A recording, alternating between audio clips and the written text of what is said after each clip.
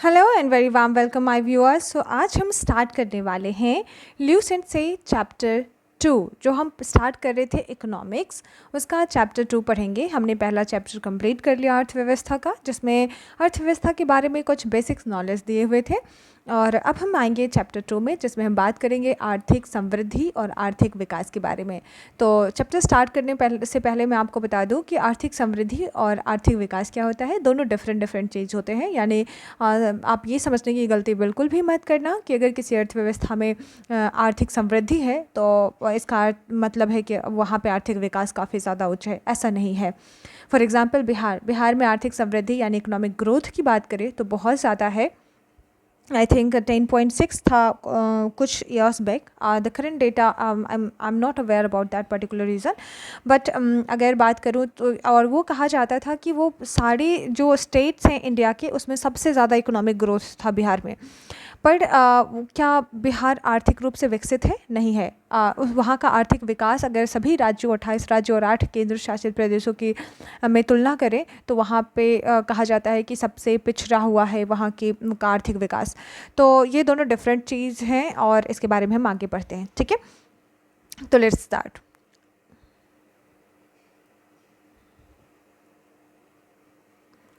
आर्थिक समृद्धि। आर्थिक समृद्धि से अभिप्राय किसी समयावधि में किसी अर्थव्यवस्था में होने वाली वास्तविक आय से है। ध्यान रहे, कैसी आय? वास्तविक आय, किसी निश्चित समयावधि में। ओके। सामान्यतया यदि सकल घरेलू उत्पाद यानी कि जीएनपी की बात कर रहा है तो सबसे पहले जीएनपी क्या है आपको पता होना चाहिए। जीएनपी का फुल फॉर्म होता है ग्रॉस नेशनल प्रोडक्ट। ओके। तो जीएनपी जो है, अगर हम जीएनपी को जानना चाहें तो इसमें इसका मतलब होता है कि एक देश के नागरिकों द्वारा एक साल में बनाई गई सारी वस्तुएं और सेवाएं, ठीक है, जो हमारे देश के नागरिक हैं। और चाहे ये इस वस्तुओं का निर्माण यानी उत्पादन और सेवाएं जो हैं वो चाहे देश के अंदर बनाई गई हों या फिर देश के बाहर किसी विदेश में, तो वो हमारे जीएनपी यानी कि सकल राष्ट्रीय उत्पाद के तहत आता है। ठीक है, इसका एक फार्मूला होता है। सपोज दैट जीएनपी बराबर जीएनपी इक्वल टू जीडीपी यानी कि ग्रॉस डोमेस्टिक प्रोडक्ट और प्लस विदेश से होने वाली शुद्ध आय। ठीक है, ये आता है जीएनपी में। इससे पहले कि मैं जीएनपी को और बताऊं कि जीडीपी क्या होता है, जैसे मैंने लिखा कि जीडीपी प्लस विदेश से होने वाली शुद्ध आय, ये तो नेशनल प्रोडक्ट में आता है यानी सकल राष्ट्रीय उत्पाद के तहत आता है। अब जीडीपी क्या है? तो जीडीपी में हम क्या करते हैं, जीडीपी हो गया ग्रॉस डोमेस्टिक प्रोडक्ट, जिसमें सिर्फ देश के अंदर होने वाले उत्पादन को दिखाते हैं। लेकिन जीएनपी में हम क्या करते हैं, विदेश से होने वाली कमाई को भी हम शामिल कर लेते हैं। तो जीडीपी यानी कि जो देश के अंदर होने वाली कमाई, वस्तुओं और सेवाओं का उत्पादन, और जो विदेश में हो रहा है वहाँ का भी वस्तु और सेवा का उत्पादन, दोनों मिलकर क्या बन जाता है, ग्रॉस नेशनल प्रोडक्ट यानी कि सकल राष्ट्रीय उत्पाद।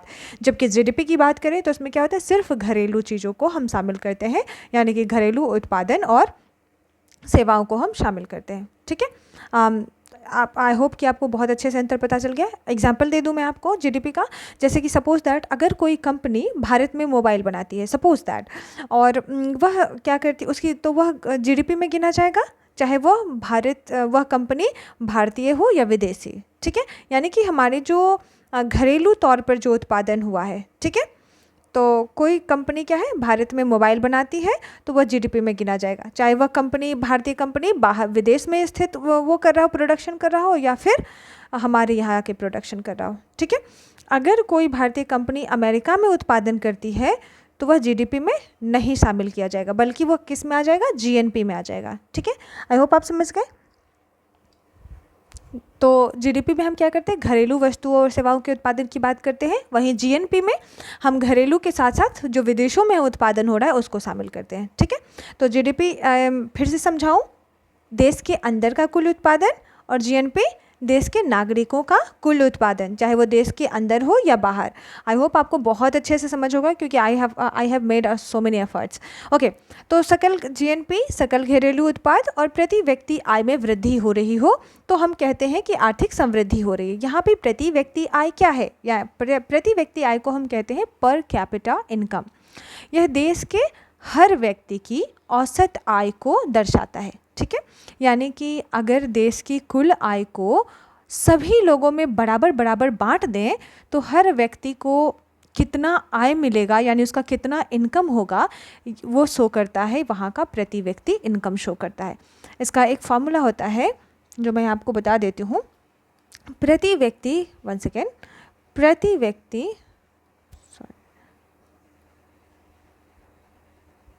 आय यानी कि पर कैपिटा इनकम, ये क्या होता है इसका, तो इसमें हम ऐड करते हैं देश की कुल राष्ट्रीय आय यानी कि जीएनपी, ठीक है, डिवाइडेड बाय देश की टोटल पॉपुलेशन।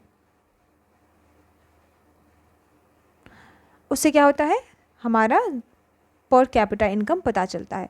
सपोज दैट मैं आपको अगर ये बताऊं कि अगर किसी देश की कुल आय जो है, सपोज दैट कोई भी XY कंट्री है, उसका पूरा जो अगर मैं बताऊं आपको, वन सेकेंड, कि वहाँ का टोटल इनकम जो है 1 करोड़ रुपए है,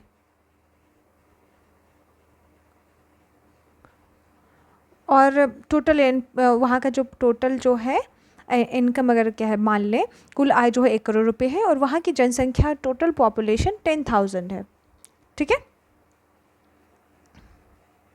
तो हम क्या करेंगे, दोनों को डिवाइड कर देंगे, तो कितना बच गया टोटल, सॉरी यहाँ पे 1 करोड़ डिवाइडेड बाय 10,000 अगर हम कर देते हैं तो कितना हो गया, वहाँ पे जो टोटल वहाँ का इनकम हो जाएगा, पर कैपिटा इनकम क्या हो जाएगा, 10,000। ओके, तो वहाँ का टोटल इनकम कितना हो जाएगा, 10,000 रुपीज़ हो जाएगा पर कैपिटा इनकम। अब बात आती है कि पर कैपिटा इनकम का हम यूज़ कैसे करते हैं, तो यह मापने के लिए कि देश का के जो लोग हैं उनका एवरेज कितना इनकम है, या वो एवरेज कितने गरीब और कितने अमीर हैं। देशों की तुलना करने के लिए, जैसे कि भारत की प्रति व्यक्ति आय कितनी है, अमेरिका की पर कैपिटा इनकम कितनी। एक मिनट, मैं फिर से समझाती हूँ आपको कि सपोज़ दैट किसी देश का जो है XYZ कंट्री है, उसका टोटल इनकम जो है 1 करोड़ रुपीज़ है, ओके।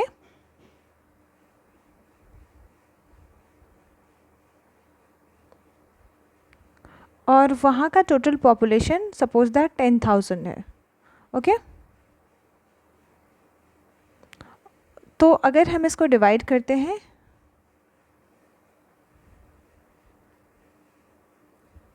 तो यानी कि वहाँ का टोटल इनकम जो पर कैपिटा इनकम निकलता है वो कितना निकलता है, 1,000 निकलता है, ठीक है। तो इस प्रकार से हम टोटल इनकम यानी पर कैपिटा इनकम को हम यूटिलाइज़ करते हैं। अब बात आती है कि हम इसका उपयोग आखिर करते क्यों हैं। तो जनरली हम इसका उपयोग करते हैं ये जानने के लिए कि देश के लोग जो हैं वो औसतन कितने अमीर और कितने गरीब हैं, उनका इनकम कितना है, वो बेसिक एमिनिटीज़ को पूरा करने लायक अर्न कर पा रहे हैं या नहीं कर पा रहे हैं, और अन्य देशों से तुलना करने के लिए हम इसका उपयोग करते हैं। जैसे कि भारत की जो पर कैपिटा इनकम है उसका पता लगाना है, और अमेरिका का पर कैपिटा इनकम कितना है वो पता लगाना है। इससे हमें क्या पता चलता है कि किसी अन्य देश की तुलना में हम कितने सक्षम हैं, ठीक है। ओके, चलिए आगे बढ़ते हैं। तो मैंने आपको बताया जीएनपी, जीडीपी और पर कैपिटा इनकम के बारे में। ओके, आगे बढ़ते हैं। तो कह रहा है कि यदि सकल राष्ट्रीय उत्पाद यानी कि जीएनपी, जीडीपी एवं पर कैपिटा इनकम यानी प्रति व्यक्ति आय में वृद्धि हो रही हो तो हम क्या कहते हैं कि आर्थिक समृद्धि हो रही है। अर्थात आर्थिक समृद्धि उत्पादन की वृद्धि से संबंधित है, जिसमें कि परिणामात्मक परिवर्तन होते हैं जो कि श्रम शक्ति, उपभोग, पूंजी और व्यापार की मात्रा में प्रसार के साथ होता है। नेक्स्ट है नोट कि किसी देश की आर्थिक समृद्धि का सर्वाधिक उपयुक्त मानदंड क्या है, प्रति व्यक्ति वास्तविक आय ही माना जाता है, ठीक है। अब सवाल उठता है कि ये वास्तविक आय क्या है, यानी कि प्रति व्यक्ति वास्तविक आय क्या है, पर कैपिटा रियल इनकम कहते हैं उसको। तो ये क्या है, तो जब हम प्रति व्यक्ति जो एवरेज इनकम होता है उसमें से महंगाई यानी कि मुद्रास्फीति इन्फ्लेशन को हटा देते हैं तो हमें क्या प्राप्त होता है, पर कैपिटा रियल इनकम प्राप्त होता है। बहुत ही आसान शब्दों में अगर मैं बताऊं तो एक व्यक्ति की वास्तव में कितनी क्रय शक्ति है, यानी कि उस किसी सामान को खरीदने के प्रति वो कितना सक्षम है, इसको प्रति व्यक्ति वास्तविक आय कहा जाता है। प्रति व्यक्ति इसका एक फॉर्मूला मैं लिख दूं, बहुत ही इंपॉर्टेंट है। अगर आप इकोनॉमिक्स पढ़ रहे हो ना, ये सारी चीज़ें बहुत इंपॉर्टेंट होती है। तो प्रति व्यक्ति वास्तविक आय बराबर क्या हो जाता है, आपका राष्ट्रीय वास्तविक आय यानी कि नेशनल रियल इनकम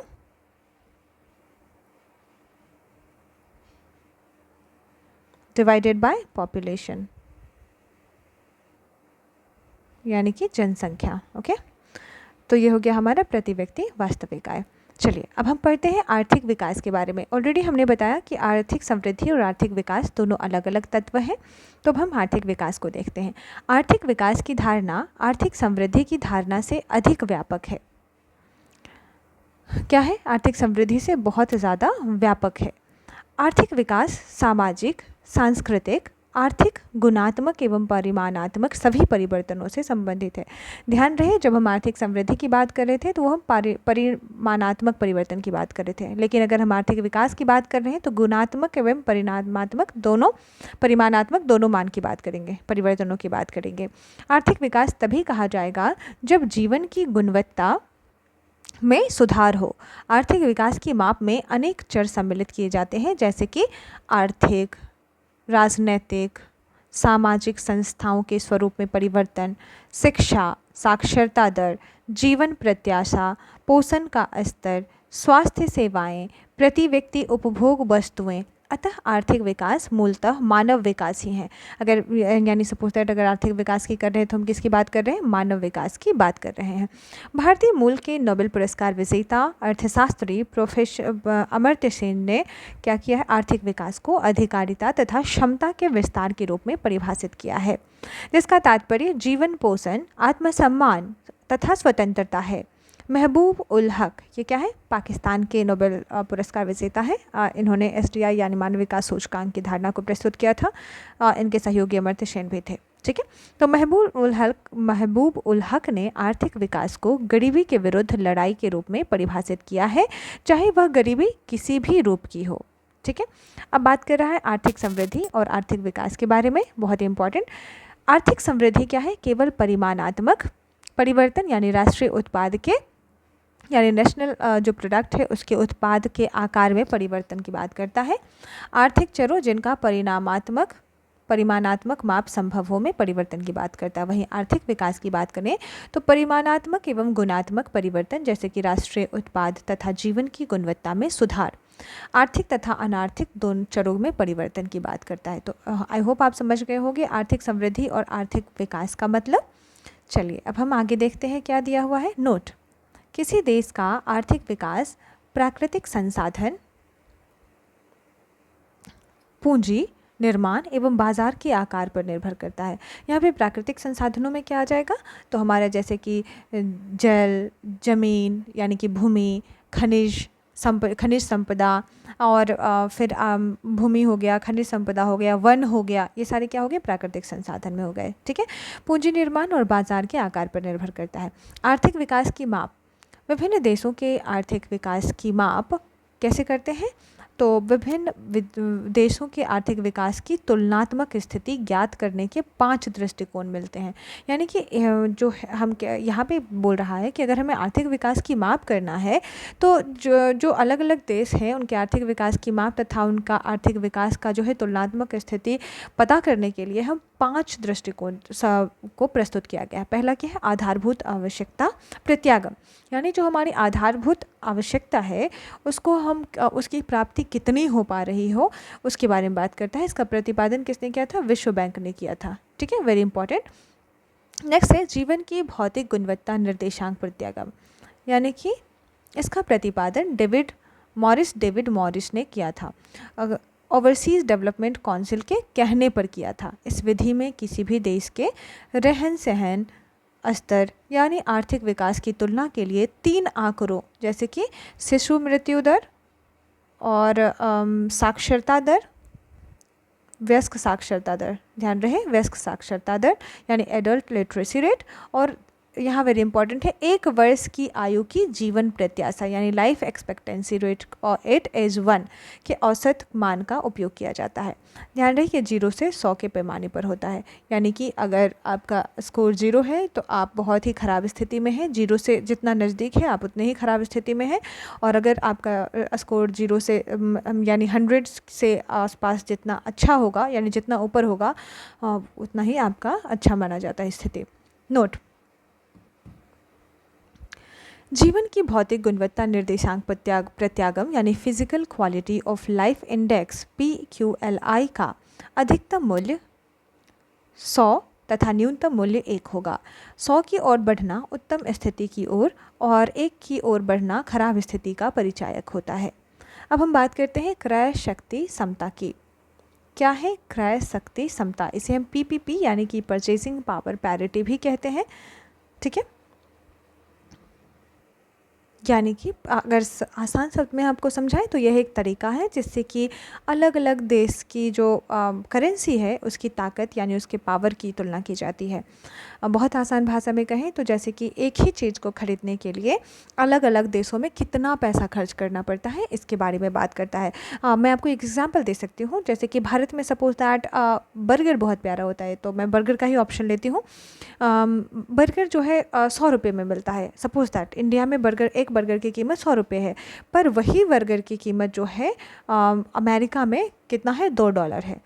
तो यानी कि अगर आप डिवाइड करें तो यानी कि कहा जाए इंडिया के हिसाब से यानी कि USA का $1 इंडिया में कितने रुपए का हो गया, 50 रुपये का हो गया, यानी $1 इक्वल हो गया 50 रुपये के PPP के हिसाब से। मैं ध्यान रहे मैं परचेजिंग पावर पैरिटी के हिसाब से कह रही हूँ, माना जाएगा। भले ही बाज़ार में डॉलर का रेट कुछ भी हो, डजंट मैटर, बट अगर PPP की बात करें यानी कि क्रय शक्ति समता की बात करें तो वो डॉलर का मूल्य कितना हो जा रहा है, 50 रुपये हो जा रहा है। तो इसका उपयोग हम किस लिए करते हैं, तो देश के प्रति व्यक्ति आय का तुलनात्मक अध्ययन करने के लिए, और यह दिखाता है कि किसी देश में जीवन यापन कितना सस्ता है या कितना महंगा है। ठीक है, तो अब इसको पढ़ते हैं। क्रय शक्ति समता विधि, इस विधि का सबसे पहला प्रयोग सन 1993 में अंतर्राष्ट्रीय मुद्रा कोष, ध्यान रहे IMF के द्वारा किया गया था। ठीक है, आजकल विश्व बैंक इसी विधि का प्रयोग विभिन्न देशों के रहन सहन के स्तर की तुलना के लिए कर रहा है। कौन कर रहा है, विश्व बैंक। ठीक है, इसी विधि की के प्रयोग के मैंने आपको विश्व बैंक के बारे में कुछ इन्फॉर्मेशन दिया था पिछले वीडियोस में, मैं आपको फिर से बता दूंगी, डजेंट मैटर, एंड में मैं आपको बता दूंगी। विश्व विकास रिपोर्ट 2014 के अनुसार 2012 में क्रय शक्ति समता यानी परचेजिंग पावर पैरिटी की दृष्टि से भारतीय अर्थव्यवस्था क्या है, विश्व की तीसरी सबसे बड़ी अर्थव्यवस्था है भारतीय। वेरी इंपॉर्टेंट है, ध्यान रहे, विश्व की तीसरी सबसे बड़ी अर्थव्यवस्था है। यहाँ पे पायनियर कौन है, तो ऑब्वियसली USA एक नंबर पर। ठीक है, अब है निवल आर्थिक कल्याण। ये निवल आर्थिक कल्याण क्या है, इंग्लिश में इसे कहते हैं नेट वेलफेयर, इकोनॉमिक वेलफेयर यानी NEO, नेट इकोनॉमिक वेलफेयर। ठीक है, तो नेट इकोनॉमिक वेलफेयर क्या है, तो अगर किसी देश की वास्तविक आर्थिक और सामाजिक भलाई का मापन किया जाता है, जिसमें इसके थ्रू किया जाता है, जिसमें केवल GDP ही नहीं बल्कि लोगों के गुणवत्ता स्तर यानी जीवन गुणवत्ता, स्वास्थ्य, शिक्षा और पर्यावरण जैसे पहलुओं को इसमें शामिल किया जाता है। ठीक है, तो निवल आर्थिक कल्याण यानी नेट इकोनॉमिक वेलफेयर की बात करें तो ये क्या होता है, सकल राष्ट्रीय उत्पाद यानी कि GNP, उत्पादन की छिपी लागत यानी कि उस उत्पादन में जो छुपा हुआ लागत है, जैसे कि अगर बात की जाए जैसे हम किसी प्रोडक्ट को बनाए तो उसके लिए वेयर हाउस की कॉस्टिंग या फिर उसे एक जगह से दूसरी जगह तक ले जाने में या कुछ उसमें एडिशनल कॉस्ट हो गया, तो उस चीज़ को उसको छिपे जो उसको पूरे में ऐड किया जाता है, उसका एडिशनल कॉस्ट नहीं लगाया जाता है अलग से, तो छिपी हुई लागत। तथा आधुनिक नगरीकरण यानी कि अभी जो मॉडर्न अर्बनाइजेशन हुआ है उससे क्या हानियाँ हुई हैं,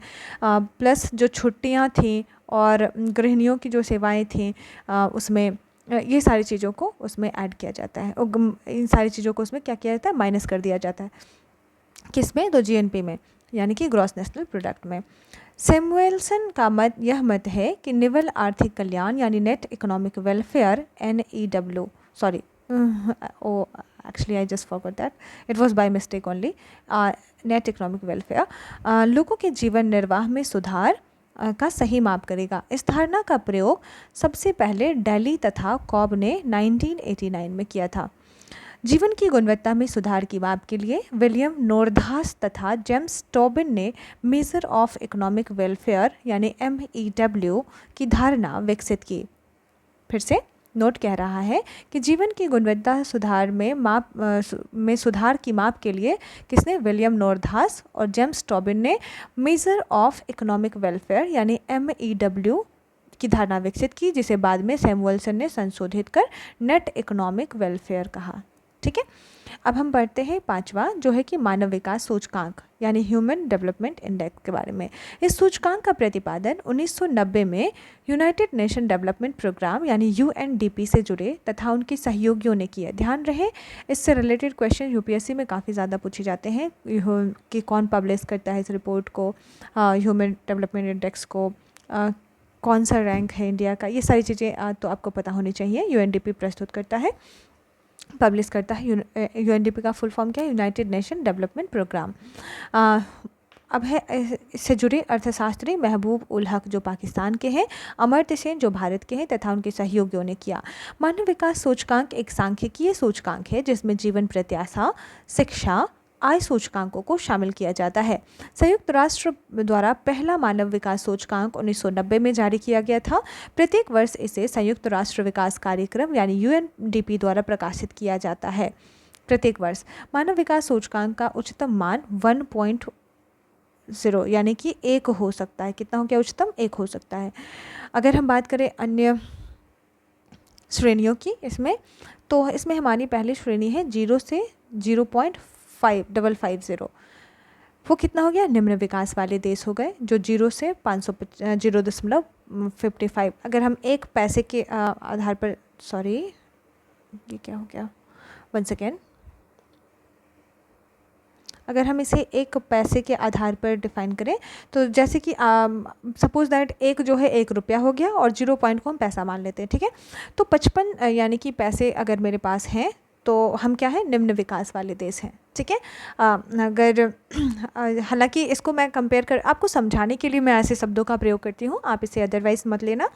और अगर हमारे पास 55 पैसे से लेकर 70 पैसे तक है 1 रुपये में, तो हम क्या है? मध्यम मानव विकास वाले देश हैं।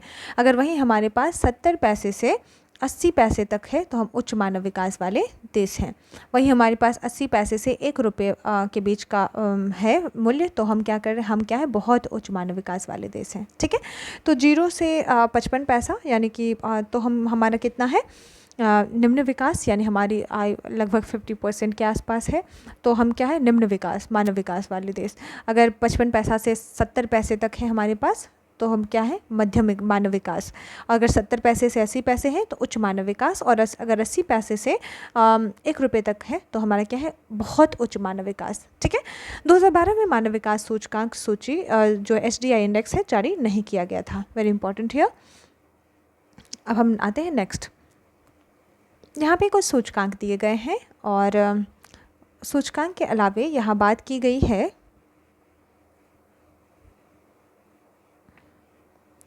यहाँ पे है सूचकांक, यहाँ पे है कौन से वर्ष में जारी किया गया है, और यहाँ पे सम्मिलित देश जो हैं उनसे उनमें कितने देशों को शामिल किया गया है उनकी अर्थव्यवस्था में, और यहाँ पे फिर इंडिया का रैंक क्या है, और फिर यहाँ पे है टॉप 3 कंट्रीज़ कौन से हैं, और फिर है सब टॉप लोएस्ट कंट्रीज़ यानी कि जो जिनका स्थान काफ़ी निम्नतम है वो कंट्री, और कौन सी संस्था इसे जारी करती है उसके बारे में दर्शाया गया है। ठीक है, ओके।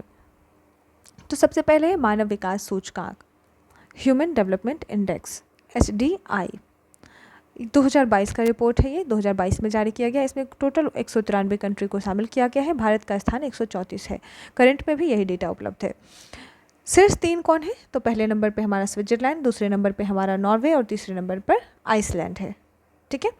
और निम्नतम स्थान किसको प्राप्त है? सोमालिया को। और इसे जारी करता है संयुक्त राष्ट्र विकास कार्यक्रम, यूनाइटेड नेशन डेवलपमेंट प्रोग्राम जारी करता है। अभी हमने पढ़ा। नेक्स्ट है कोविड-19 प्रदर्शन सूचकांक। ये कब जारी किया जाता है? 2021 में जारी किया गया। कोविड-19 प्रदर्शन सूचकांक। ये इसमें कुल 98 देशों को शामिल किया गया। भारत का इसमें कितना रैंक है? 86 है। सबसे पहले मैं आपको भारत का याद करवा देती हूँ। तो मानव विकास सूचकांक में भारत का रैंक कितना था? 134, 134। कोविड-19 प्रदर्शन में 86 और वैश्विक लैंगिक अंतराल सूचकांक में 127 रैंक था 2023 में। कारोबारी सुगमता सूचकांक 2020 में 63वां रैंक भारत। वैश्विक भूखमरी सूचकांक 2023 का डेटा है, बट अभी करंट डेटा भी आ चुका है। लास्ट ईयर आई थिंक 2024 में 105 था, 105 समथिंग। वैश्विक नवाचार सूचकांक 2023 की बात कर रहा है। इसमें क्या है? 40 की बात कर रहा है।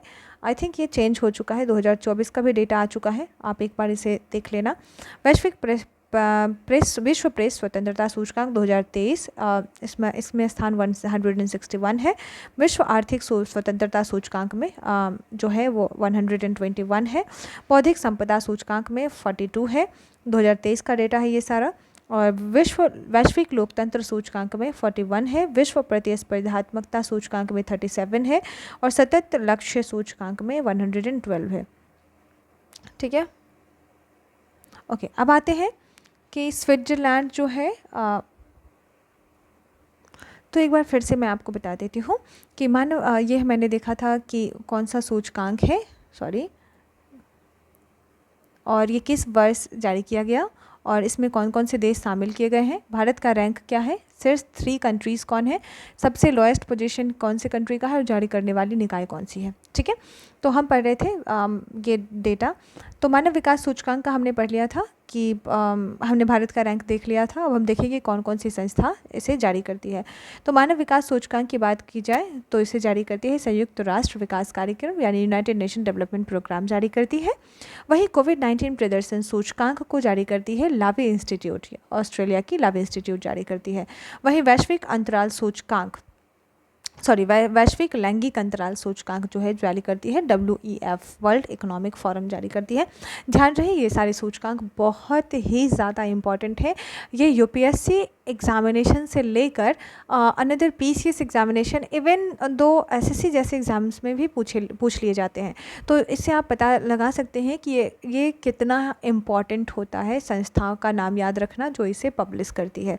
ठीक है, उसका रैंक और उससे सम्मिलित देश के बारे में तो बहुत ही इम्पॉर्टेंट है। इसको बहुत ही अच्छे से पढ़ें और अपने जहन में बैठा लें। कारोबारी सुगमता सूचकांक जो है वर्ल्ड बैंक जारी करती है। वैश्विक भूखमरी सूचकांक कंसर्न वर्ल्ड वाइड और वैल्यू अंगर हिल्फे जर्मनी की संस्था है और कंसर्न वर्ल्ड वाइड आयरलैंड की संस्था ये जारी करती है। वैश्विक नवाचार सूचकांक जो है वो जारी करती है विश्व बौद्धिक संपदा संगठन। नेक्स्ट है विश्व प्रेस स्वतंत्रता सूचकांक जारी करती है रिपोर्टर्स सेंस फ्रंटियर्स, एक पेरिस की संस्था है, वो जारी करती है। वही है वैश्विक आर्थिक स्वतंत्रता सूचकांक जिसे सेंटर फॉर सिविल सोसाइटी जारी करती है। नेक्स्ट है बौद्धिक संपदा सूचकांक, ये जारी करता है US chamber of commerce global innovation policy centre. वहीं वैश्विक लोकतंत्र सूचकांक की बात करें तो ये द इकोनॉमिस्ट इंटेलिजेंस यूनिट द्वारा जारी किया जाता है। और विश्व प्रतिस्पर्धात्मकता सूचकांक जारी किया जाता है IMD के द्वारा। नेक्स्ट है सतत विकास लक्ष्य सूचकांक जो है सस्टेनेबल डेवलपमेंट सॉल्यूशन नेटवर्क एवं बटलर्समैन स्टिफ टैग द्वारा जारी किया जाता है। नेक्स्ट है वैश्विक खुशहाली रिपोर्ट जो जारी किया जाता है सतत विकास समाधान नेटवर्क यानी कि सस्टेनेबल डेवलपमेंट सॉल्यूशन नेटवर्क के द्वारा। वहीं पर्यावरण प्रदर्शन सूचकांक जो है वो येल विश्वविद्यालय जो है वो जारी करती है। और जलवायु परिवर्तन प्रदर्शन सूचकांक जो है वो जर्मन वॉच संस्था है, जर्मनी के ऐसा आई थिंक वो जारी करती है। नेक्स्ट है ग्लोबल पीस इंडेक्स जो है वो जारी करता है institute of economic and fees जारी करता है। तो इस प्रकार ये बहुत ही इंपॉर्टेंट संस्थाएं थी जिसके बारे में हमने पढ़ा था। अगर मैं बात करूँ रैंक्स की, तो इसमें आप इसको डायरेक्टली पढ़ सकते हैं या फिर इसमें 3-4 ऐसे रैंक्स हैं जिनमें आपको वेरिएशन दिखेगा अभी करेंट डेटा से। तो ज़्यादा बेहतर ये होगा कि जब आपका एग्ज़ाम पास हो या आने वाला हो तो इसे करंट अफेयर्स में आप पढ़ें, क्योंकि वहाँ पे अलग से जारी किया जाता है रैंक्स एंड जो भी हैं, और वो काफ़ी अपडेटेड होता है। तो इसे याद रख, अभी अगर आप पढ़ भी लेते हैं तो शायद ये चेंज हो जाए। और somehow I have seen like 2020-23 का डेटा दिया हुआ है, पर यहाँ पे इसमें 3-4 डेटा में ही थोड़ा बहुत ऊपर नीचे होगा। जैसे ग्लोबल हंगर इंडेक्स 105 हमने पढ़ा था, यहाँ पे थोड़ा डिफरेंट था। तो वो सारी चीज़ें आपको जहन में रखना है और करंट अफेयर से इसको कोरिलेट करके बहुत अच्छे से एग्ज़ाम के टाइम पे याद करें। ठीक है, ओके, नेक्स्ट हम आते हैं, हम डिस्कस करते हैं यहाँ पे संयुक्त राष्ट्र विकास कार्यक्रम, यानी कि ऊपर जो भी संस्थाएं थी उसके बारे में यहाँ पे एक्सप्लेन किया गया है। And later on I have to discuss on IMF, यानी कि I can say that International Monetary Fund and World Bank के बारे में हम डिस्कस करेंगे। ठीक है, नेक्स्ट शुरू करते हैं। हम पढ़ रहे हैं UNDP यानी United Nation Development Programme. UNDP क्या है? तो संयुक्त राष्ट्र की एक वैश्विक विकास का एक नेटवर्क है। इसका मुख्यालय कहाँ है? UNDP का मुख्यालय न्यूयॉर्क में है। और UNDP की प्राथमिकता वाला क्षेत्र कौन सा है? तो सतत विकास यानी सस्टेनेबल डेवलपमेंट, लोकतांत्रिक शासन एवं शांति स्थापना, जलवायु एवं आपदा प्रबंधन, लैंगिक समानता, आपदा प्रतिक्रिया, विकास इत्यादि। UNDP क्या करता है? गरीबी उन्मूलन और समानता को कम करने हेतु लगभग 70 देशों में कार्य करता है। इसके अलावा देश के विकास को बढ़ावा देने के लिए नीतियों, नेतृत्व कौशल, साझेदारी क्षमताओं, संस्थागत क्षमताओं को विकसित करने और लचीलेपन बनाने में मदद करता है। नेक्स्ट है हमारा मानव विकास रिपोर्ट 2022।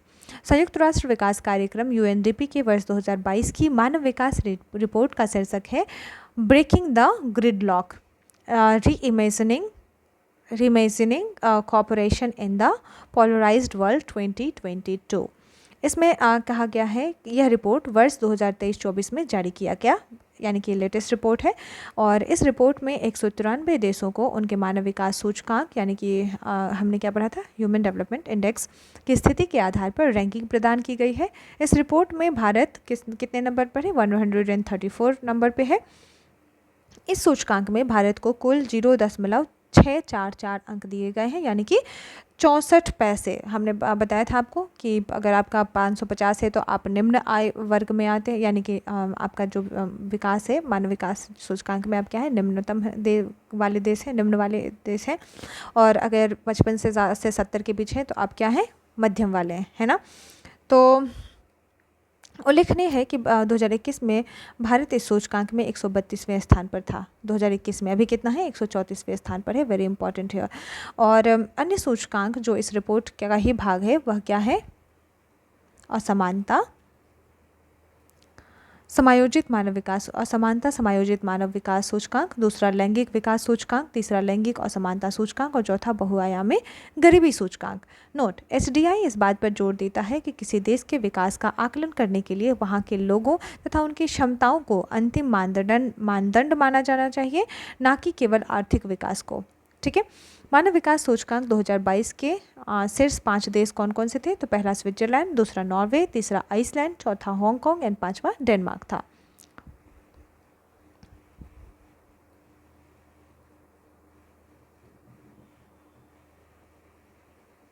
193 देशों में सबसे नीचा मानव विकास सूचकांक, यानी कि 193 नंबर पर सबसे लोएस्ट जो है वो सोमालिया का है। इसका स्कोर 0.380 है।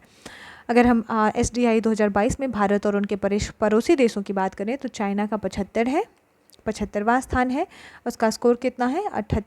0.788 यानी 788। श्रीलंका 78वें नंबर पर है। और भूटान जो है 125वें नंबर पर है। बांग्लादेश 129वें नंबर पर है। वहीं भारत 134वें नंबर पर है। तो ध्यान रहे कि भारत से काफ़ी अच्छा स्कोर जो है वो चाइना, श्रीलंका, इवन भूटान, बांग्लादेश आदि देशों का है। नेपाल 146 रैंक पे है और पाकिस्तान 164 रैंक पे है। अफ़गानिस्तान का स्थान 182 है। यहाँ पे सारे देशों के स्कोर दिए गए हैं। मानव विकास सूचकांक 2022 में भारत से बेहतर स्थिति में चीन, श्रीलंका, भूटान, बांग्लादेश और भारत से नीचे पाकिस्तान और अफगानिस्तान है। सूचकांक में रैंक नहीं दिए गए देश, यानी सूचकांक में रैंक में नहीं दिए गए देश कौन कौन है? तो नॉर्थ कोरिया इसमें शामिल नहीं है और मोनाको इसमें शामिल नहीं है। अब है लैंगिक असमानता सूचकांक। लैंगिक असमानता सूचकांक जो है WEF यानी वर्ल्ड इकोनॉमिक फोरम के द्वारा, वन सेकेंड, लैंगिक असमानता सूचकांक को पहली बार संयुक्त राष्ट्र विकास कार्यक्रम UNDP ने अपनी 2010 की मानव विकास रिपोर्ट में पेश किया था। लैंगिक असमानता सूचकांक जो है GII 3 आयामों का उपयोग करके पुरुषों और महिलाओं की उपलब्धि में असमानता के स्तर को मापता है। विश्व आर्थिक मंच का हमने क्या देखा था? वो एक रिपोर्ट वैश्विक लैंगिक अंतराल सूचकांक जो है वो जारी करती है WEF वर्ल्ड इकोनॉमिक फोरम जारी करती है। यहाँ पे लैंगिक अंतराल नहीं यानी लैंगिक असमानता सूचकांक है, तो ये जारी कौन करता है? UNDP। ठीक है। लैंगिक असमानता सूचकांक GII 3 आयामों का उपयोग करके पुरुषों और महिलाओं की उपलब्धि में असमानता के स्तर को मापता है, जैसे कि प्रजनन स्वास्थ्य, राजनीतिक सशक्तिकरण और श्रम बाजार। लैंगिक असमानता सूचकांक का मान 0 से 1 के बीच में होता है, जिसमें 0 कोई असमानता नहीं यानी पॉजिटिव दिखाता है और वहीं 1 पुरुषों और महिलाओं के बीच पूर्ण असमानता का संकेत देता है। लैंगिक असमानता सूचकांक 170 देशों के लिए जारी किया जाता है, ध्यान रहे, और SDI 193 देशों के लिए, यानी कि यहाँ पे जो है 23 कंट्रीज़ शामिल नहीं हुए हैं। अब बात कर रहा है लैंगिक असमानता सूचकांक 2022 की। लैंगिक असमानता सूचकांक 2022 13 मार्च 2024 को UNDP United Nation Development Programme के द्वारा जारी किया गया। अपनी मानव विकास रिपोर्ट जो STI इंडेक्स है 2023-24 में जारी किया गया।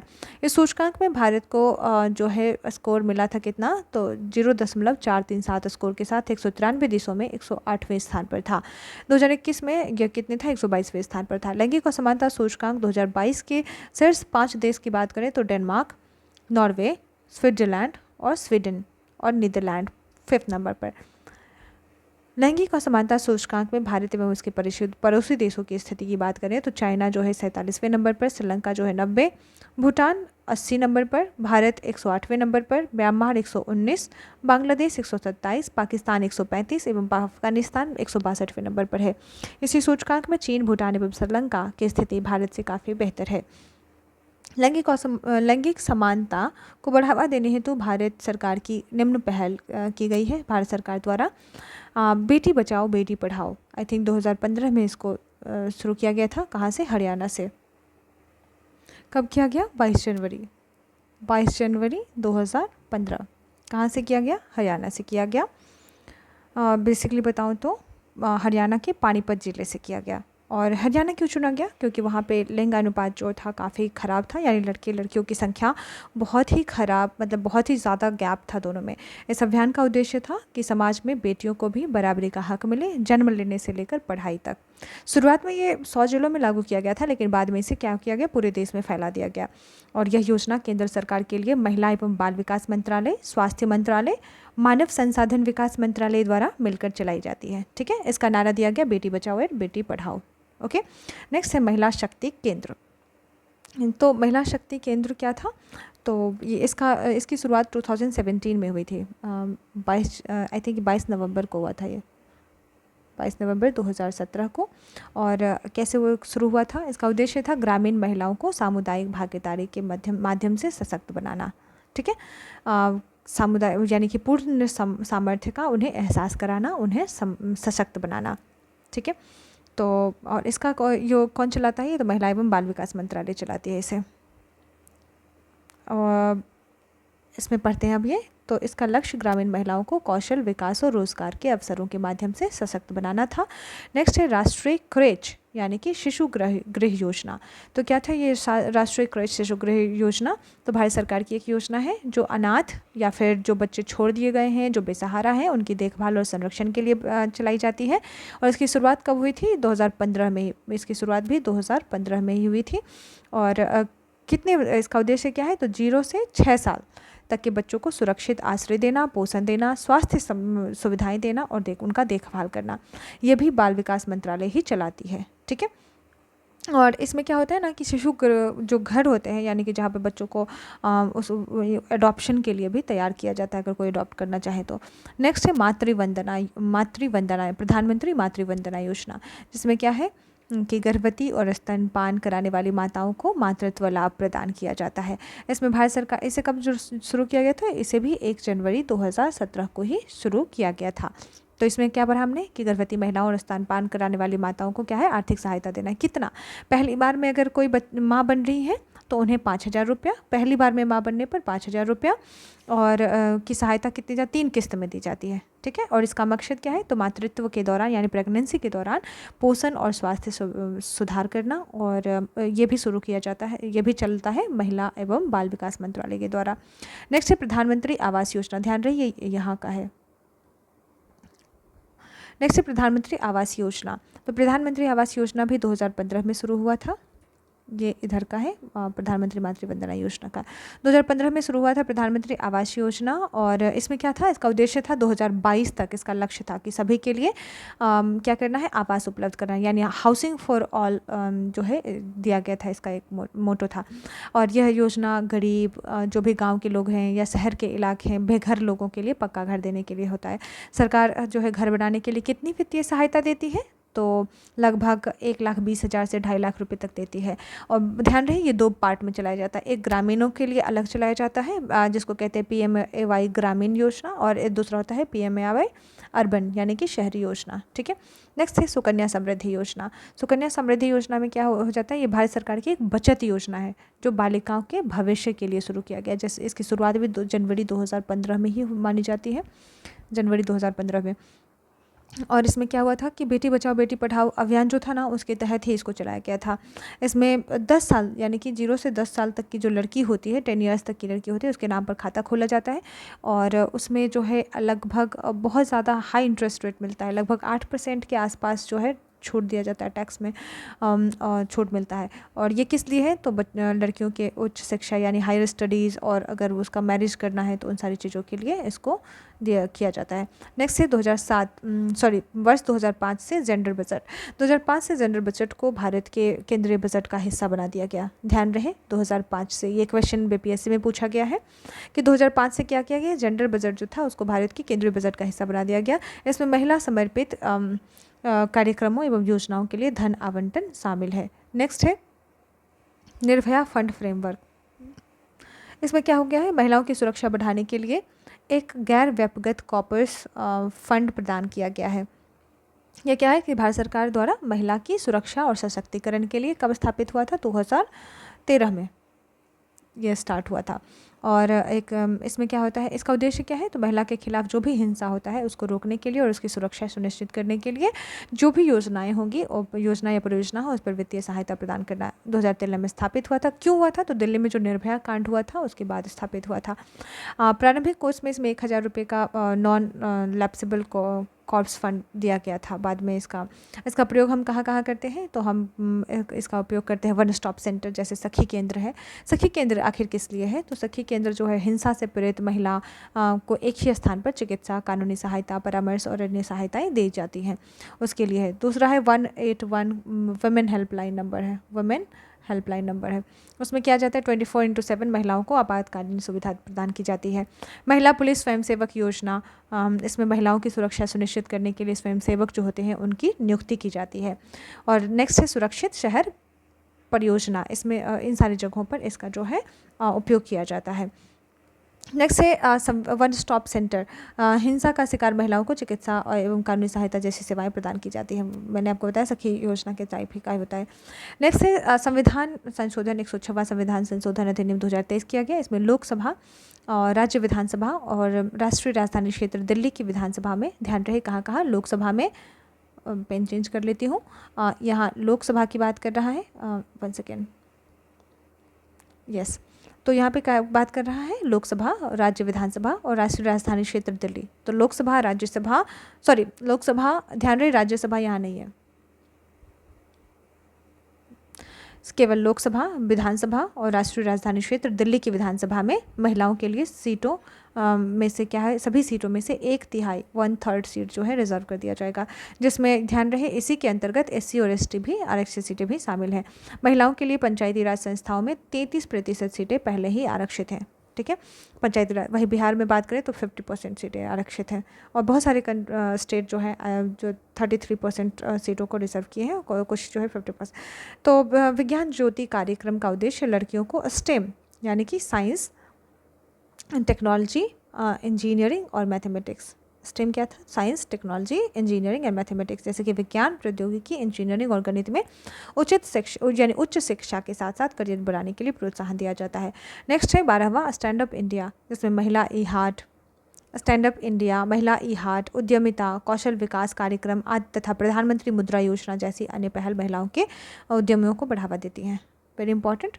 तो ये सारी हमने पढ़ा, और ये बहुत मेंस के पॉइंट ऑफ व्यू से बहुत अच्छा है, मेंस के टाइम पे भी आप यूज़ कर सकते हो इसे। नेक्स्ट है खुशहाली। खुशहाली मनुष्य मात्र की आकांक्षा है जो कि सामाजिक प्रगति का पैमाना बन सकता है। दुनिया भर के कई देशों के लोग खुश हैं कि नहीं, इसकी सही माप की कुंजी खुशहाली शब्द के अर्थ में ही निहित है। खुशहाली की माप के लिए संयुक्त राष्ट्र यानी UN, संयुक्त राष्ट्र संघ जो है, UNO जो है, उसका एक निकाय है सस्टेनेबल डेवलपमेंट सॉल्यूशन नेटवर्क, संयुक्त राष्ट्र समाधान नेटवर्क जो है, वो 2012 ईस्वी से विश्व खुशहाली रिपोर्ट का प्रकाशन शुरू किया है। इस रिपोर्ट में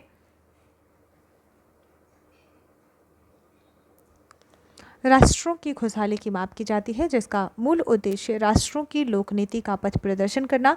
खुशहाली की माप 6 निकायों के कारकों के आधार पर की जाती है, जैसे कि प्रति व्यक्ति GDP यानी कि क्रय शक्ति तुल्यता के आधार पर, सामाजिक सहयोग, स्वस्थ जीवन प्रत्याशा, जीवन विकल्पों के चयन की स्वतंत्रता और उदारता तथा भ्रष्टाचार का बोध। अब हम बात कर रहे हैं विश्व खुशहाली रिपोर्ट 2024 की, बहुत ही लेटेस्ट डेटा है। 21 मार्च 2024 को किसके द्वारा, तो संयुक्त राष्ट्र सतत विकास समाधान नेटवर्क द्वारा खुशहाली रिपोर्ट जारी की गई। इस वर्ष रिपोर्ट में 146 देशों को स्थान दिया गया। फिनलैंड को लगातार 7वीं बार सबसे ज़्यादा खुशहाल फिनलैंड माना जाता है, ध्यान रहे। तो विश्व का सबसे खुशहाल देश घोषित किया गया लगातार 7वीं बार। इसके बाद दूसरे एवं तीसरे स्थान पर डेनमार्क कौन सा है, सेकेंड, और आइसलैंड कौन सा है, थर्ड। ठीक है, और तो कौन कौन सा हो गया हमारा, फिनलैंड हो गया, डेनमार्क और आइसलैंड खुशहाली में। रिपोर्ट में अफगानिस्तान को सबसे नाखुश देश बताया गया है। इस रिपोर्ट में सूची में 126वें स्थान पर भारत कौन से है, 126 नंबर पे है। 2023 में भी भारत इसी स्थान पर था। नेक्स्ट है विश्व लैंगिक अंतराल रिपोर्ट। वैश्विक लैंगिक अंतराल रिपोर्ट स्विट्जरलैंड स्थित विश्व आर्थिक मंच यानी वर्ल्ड इकोनॉमिक फोरम द्वारा हर वर्ष जारी की जाती है।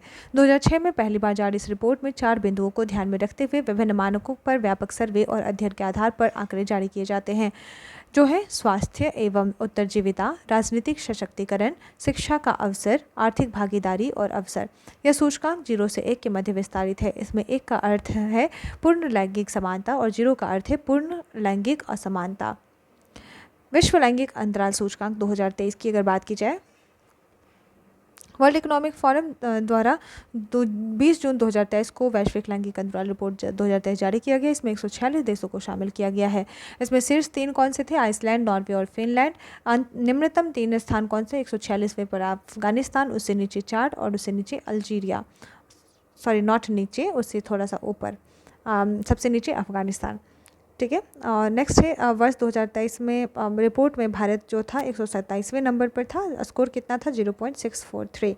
भारत के पड़ोसी देशों का क्रम कहा है तो बांग्लादेश 59 स्थान पे था, और भूटान 103, चीन 107, श्रीलंका 115, नेपाल 116वें तथा पाकिस्तान 142वें स्थान पर था।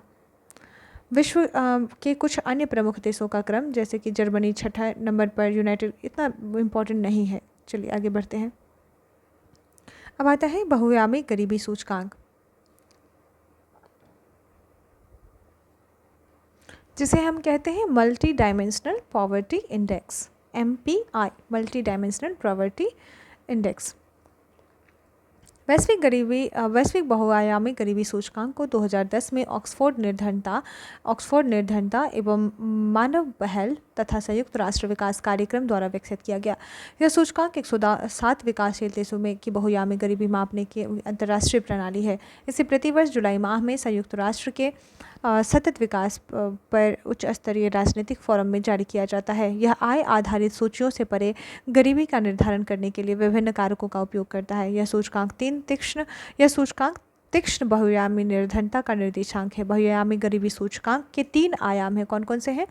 तो पहला आयाम है हमारा स्वास्थ्य, दूसरा शिक्षा, तीसरा जीवन स्तर। ध्यान रहे, स्वास्थ्य, एजुकेशन और लाइफस्टाइल, या किसी दैट स्टैंडर्ड जो हम जीते हैं लाइफ उसको कहते हैं। आकलन हेतु निम्नलिखित 10 संकेतकों का प्रयोग किया जाता है, जिसमें पहला क्या है? स्वास्थ्य के अंतर्गत हम किसकी बात करते हैं? तो बाल मृत्यु दर, पोषण इत्यादि की बात करते हैं। अगर बात शिक्षा किया जाए तो शिक्षा में हम स्कूल के वर्ष और नामांकित बच्चे, यानी स्कूल के वर्ष और नामांकित बच्चे, और जीवन स्तर की बात की जाए तो हम क्या करते हैं? रसोई गैस, शौचालय, पानी, बिजली, फ्लोर और संपत्ति की बात करते हैं। स्वास्थ्य प्रत्येक सूचक को 1/6 के बराबर भारांकन होता है। जैसे कि स्वास्थ्य में क्या है? बाल मृत्यु, यदि किसी परिवार के बच्चे की मृत्यु हो गई हो तो वह स्वास्थ्य सेवाओं से वंचित है। ठीक है। पोषण, यदि कोई बच्चा या वयस्क जिसके बारे में पोषण संबंधी सूचना उपलब्ध है, यदि वह कुपोषित है तो वह पौष्टिक भोजन से वंचित है। शिक्षा, प्रत्येक सूचक को 1/6 के बराबर भारांकन। विद्यालय में शिक्षा प्राप्त करने के लिए वर्ष की अगर बात की जाए तो किसी परिवार का कोई भी सदस्य अगर 5 वर्ष तक, ध्यान रहे कितने वर्ष तक? 5 वर्ष तक विद्यालय शिक्षा प्राप्त करने से वंचित रहा हो तो उसे हम क्या समझ लेते हैं कि शिक्षा 5 वर्ष को हम उसका आधार मान लेते हैं। नेक्स्ट है विद्यालय में उपस्थिति। यदि 1 से 8 वर्ष तक की आयु का कोई भी बच्चा जो विद्यालय जाने के लायक था, विद्यालय जाने से वंचित रहा हो तो उसको हम आधार मान लेते हैं। नेक्स्ट है जीवन स्तर। प्रत्येक सूचक को 1/18 के बराबर भारांकन। जैसे कि विद्युत, यदि किसी घर में बिजली संयोजन नहीं है तो वह वंचित है। पेयजल, यदि किसी परिवार की स्वच्छ पेयजल स्रोत तक पहुंच नहीं है या उस स्रोत तक आने जाने में 30 मिनट से अधिक का समय लगता है तो ऐसा परिवार वंचित है। स्वच्छता, यदि किसी परिवार को पर्याप्त स्वच्छता उपलब्ध नहीं है या सामूहिक शौचालय प्रयुक्त किया जाता है तो वह वंचित है। फर्श, यदि घर का फर्श धूलयुक्त, बालूयुक्त, जो गोबर से लिपा गया है तो वह वंचित है। भोजन पकाने का ईंधन, यदि घर में भोजन पकाने के लिए लकड़ी, कोयला या गोबर के उपलों का प्रयोग किया जाता है। आस्तियाँ, ऐसे परिवार या व्यक्ति को वंचित माना जाता है जिनके पास radio, TV, telephone, cycle, motorcycle या रेफ्रिजरेटर जैसी आस्तियों में से कोई भी एक से अधिक आस्ति ना हो और जिनके पास कार या ट्रैक्टर ना हो। ठीक है। निर्धन कौन? आखिर निर्धन कौन, इसकी बात करता है। तो इसके लिए उपर्युक्त वस्तुगत अभिलक्षणों के आधार पर ऐसे सभी व्यक्तियों को बहुआयामी गरीब माना जाता है जो इनमें से 1/3 या इससे अधिक आयामों से वंचित हैं। वैश्विक बहुआयामी गरीबी सूचकांक की निगरानी करने के लिए नीति आयोग द्वारा राष्ट्रीय फ्रेमवर्क का निर्माण किया जा रहा है। नीति आयोग भारत में मल्टी डायमेंशनल पॉवर्टी इंडेक्स की निगरानी के लिए नोडल एजेंसी है। कौन है? नीति आयोग। ध्यान रहे, भारत में वैश्विक multi dimensional poverty index Bharat सरकार द्वारा पहचाने गए 29 चुनिंदा वैश्विक सूचकांकों में से एक है जिन्हें सुधार और विकास के लिए वैश्विक सांकेतक यानी कि global indices to drive reform and growth यानी कि GRIC के रूप में जाना जाता है। GIRG यानी G for global, I for indices and R for reforms and growth. ठीक है। इस सूचकांक में महत्वपूर्ण सामाजिक और आर्थिक संकेतकों के आधार पर भारत के प्रदर्शन का मापन और निगरानी में मदद करते हैं। नेक्स्ट है वैश्विक बहुआयामी गरीबी सूचकांक 2023। 11 जुलाई 2023 को संयुक्त राष्ट्र विकास कार्यक्रम, ध्यान रहे इसको भी संयुक्त UNDP द्वारा ही जारी किया जाता है, और ऑक्सफोर्ड गरीबी और मानव विकास पहल यानी OPHI द्वारा वैश्विक बहुआयामी गरीबी सूचकांक 2023 जारी किया गया। 3 संस्था इसमें, UNDP, ऑक्सफोर्ड गरीबी और मानव विकास पहल। इस रिपोर्ट के अनुसार वर्तमान में विश्व के 110 देशों में 1.1 बिलियन यानी लगभग 18% लोग बहुआयामी चरम गरीबी की स्थिति में हैं। 1.1 बिलियन गरीब लोगों में से 534 मिलियन लोग, सभी गरीब लोगों में से आधा उप सहारा अफ्रीका तथा 339 मिलियन लोग दक्षिण एशिया में रहते हैं। सभी गरीब लोगों का लगभग 2/3 अर्थात 730 मिलियन लोग निम्न आय वाले देशों में रहते हैं।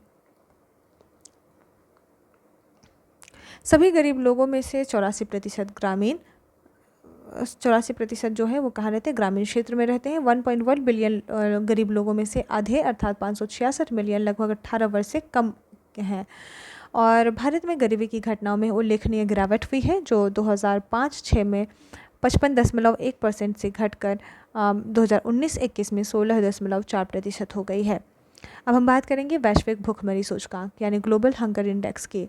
GHI का सृजन 2006 में वाशिंगटन DC स्थित अंतर्राष्ट्रीय खाद्य नीति अनुसंधान संस्थान के अनुसंधानकर्ताओं द्वारा किया गया था। हालांकि वर्ष 2018 में अंतर्राष्ट्रीय खाद्य नीति अनुसंधान ने ग्लोबल हंगर इंडेक्स के प्रकाशन से स्वयं को अलग कर लिया। अब यह सूचकांक वेल्थ हंगर हेल्फेयर यानी जर्मनी एवं कंसर्न वर्ल्ड वाइड की संयुक्त परियोजना है के रूप में प्रकाशित किया जा रहा है। इसका प्रकाशन प्रत्येक वर्ष अक्टूबर महीने में किया जाता है। ध्यान रहे, अक्टूबर महीने में किया जाता है। पोषण सप्ताह मनाया जाता है हमारे इंडिया में सितंबर में, आई थिंक। नेक्स्ट है GHI के 4 संकेतक हैं। कौन कौन से हैं? अल्प पोषण, बाल दुबलापन। GHI के 4 संकेतक कौन से हैं? तो सबसे पहले अल्प पोषण, बाल दुबलापन, बाल ठिगनापन और बाल मृत्यु दर के आधार पर तैयार किया जाता है। ठीक है। वैश्विक भूखमरी सूचकांक 100 आधार बिंदुओं के पैमाने पर तैयार किया जाता है। तो किस किस पर? अल्प पोषण यानी कि कुपोषण, दुबलापन, ठिगनापन यानी कि कम पोषण की वजह से हाइट काफ़ी कम रह जाना, और बाल मृत्यु दर, ये सारी चीज़ें आधार मानी जाती हैं। 4 चीज़ें 100 के आधार बिंदुओं पर पैमाने को तैयार किया जाता है, जिसमें 100 सबसे अच्छा स्कोर माना जाता है, यानी कि अगर 0 हंगर है जिस कंट्री में तो वो सबसे अच्छा कंट्री है, और अगर 100 सबसे खराब स्कोर माना जाता है। फ़िलहाल यह दोनों स्थितियाँ व्यवहार में नहीं पाई जाती हैं। व्यवहार में 0 से 100 यानी 0 से 100 के बीच स्थिति पाई जाती है। अगर किसी देश का स्कोर जो है GHI स्कोर के 5 वर्ग हैं, पहला अगर 9.9 है स्कोर से कम है तो ये अल्प पोषण वहाँ पे है। अगर 10 से ज़्यादा यानी 10 से 19.9 यानी 20 के बीच स्कोर है तो मध्यम है। 20 से 34.9 स्कोर है तो गंभीर स्थिति है वहाँ पे पोषण की।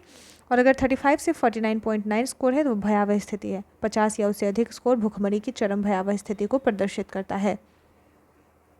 वैश्विक भूखमरी सूचकांक 2022, इसको बहुत ज़्यादा इंपॉर्टेंट नहीं है क्योंकि इससे रिलेटेड और भी डेटाज आ गए हैं तो इन्हें ज़्यादा पढ़ने की ज़रूरत नहीं है।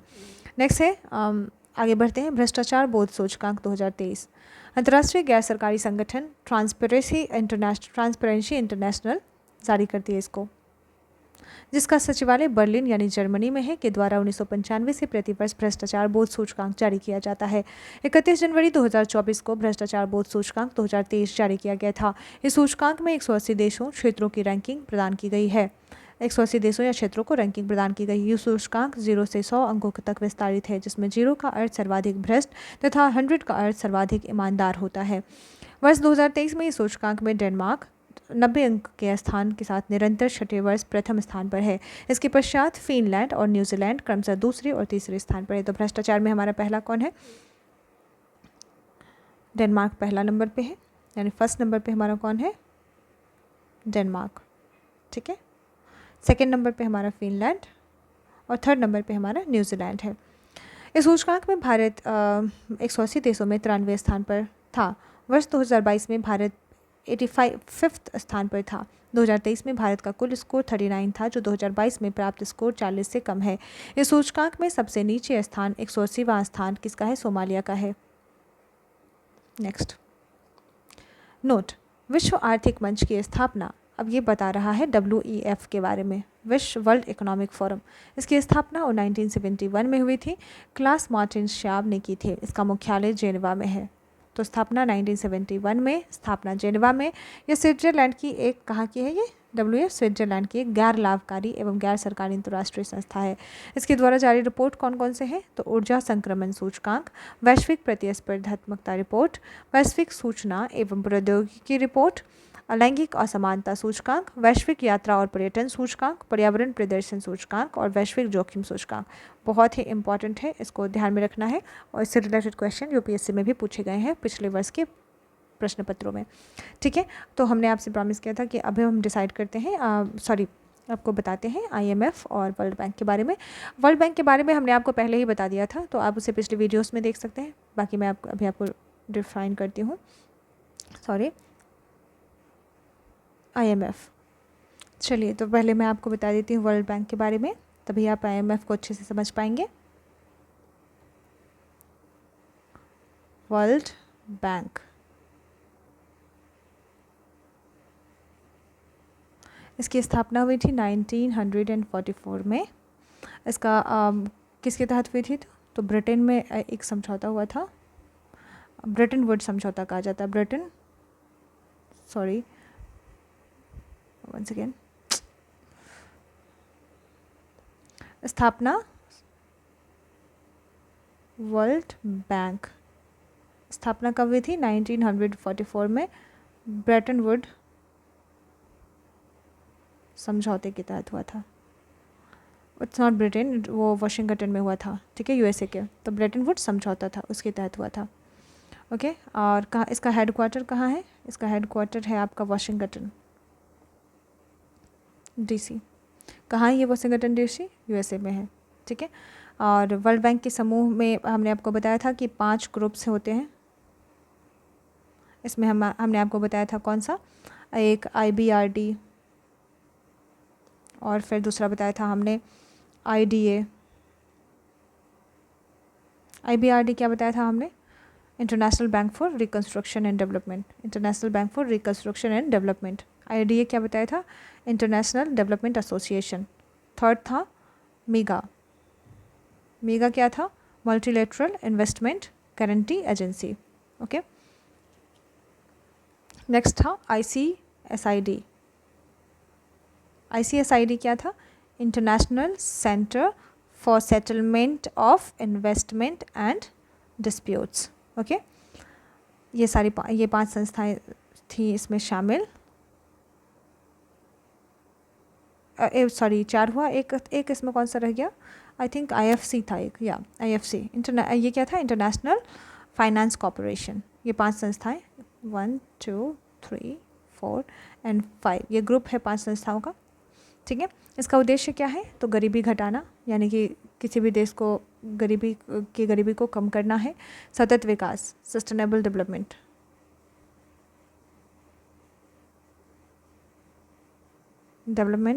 वित्तीय सहायता देना, विकास परियोजनाओं में हेल्प करना।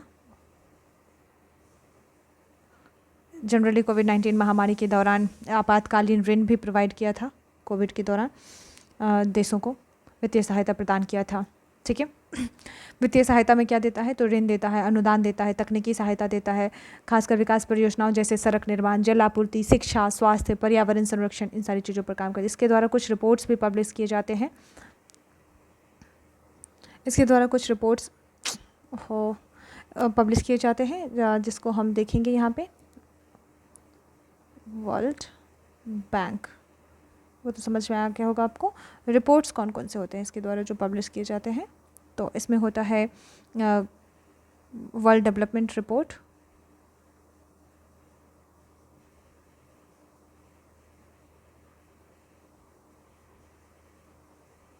दूसरा हो गया आपका global economics prospects, global economic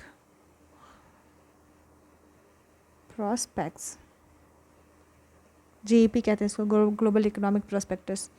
and ease of doing business जो था ना, जो डूइंग बिजनेस रिपोर्ट ये प्रस्तुत करता था।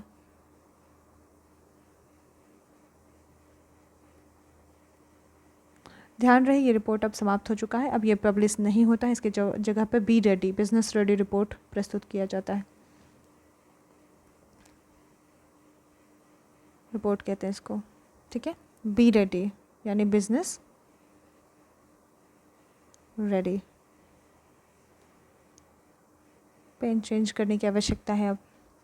नेक्स्ट है poverty and shared prosperity report and shared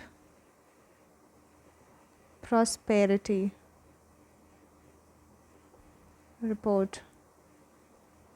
next है द लिटिल डेटा बुक। ये सारे बहुत ज़्यादा इंपॉर्टेंट नहीं है। एक और रिपोर्ट है education and development report.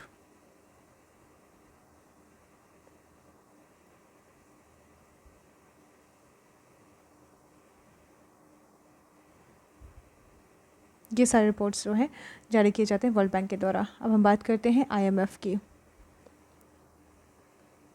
IMF, ठीक है, need to change the colour. IMF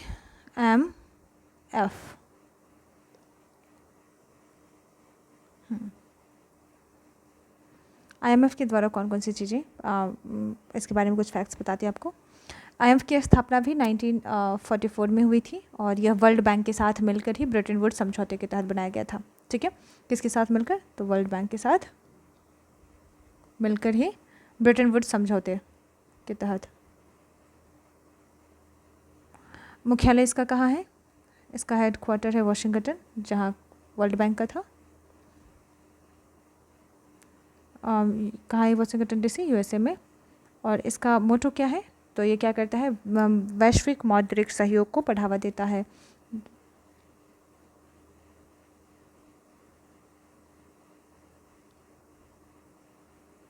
उसके बाद फिर क्या करता है? विनियमित जो वित्तीय प्रणाली है उसको सुनिश्चित करता है। आर्थिक संकट से उबारने का काम करता है। आर्थिक संकट से क्या करता है? उबारने का काम करता है। 190 कंट्री इसमें सदस्य देश हैं इसके। ये क्या करता है? आर्थिक सहायता देता है, ऋण देता है, तकनीकी सहायता प्रदान करता है, संरचनात्मक सुधार और मूल्य स्थिरता सुनिश्चित करता है। ठीक है, और इसके द्वारा भी बहुत सारे रिपोर्ट जनरली इसने भी कोविड-19 महामारी के दौरान बहुत ही हेल्प किया था। और IMF जो है कौन कौन सी रिपोर्ट जारी करता है? कुछ इम्पॉर्टेंट रिपोर्ट्स हैं जो IMF जारी करती है, जैसे कि अगर बात की जाए वर्ल्ड इकोनॉमिक आउटलुक जिसको कहते हैं, ये UPSC ने भी पूछा था। ये world economic outlook report WEO कहते हैं। दूसरा है global financial stability report. Global financial stability report number 1। Number 2 next है एक और है, मुझे ध्यान आ रहा है, IMF लीडिंग रिपोर्ट समथिंग है। दो बहुत इंपॉर्टेंट है ये दो ऊपर, economic outlook and global financial stability report. ये दोनों बहुत इंपॉर्टेंट है, इसको ध्यान रखने योग्य है, इसको ध्यान रखना। ये पूछा गया है UPSC में। ठीक है, इस प्रकार हमने IMF के बारे में और उसके द्वारा जारी किए गए रिपोर्ट्स के बारे में हमने जानकारी इकट्ठा की।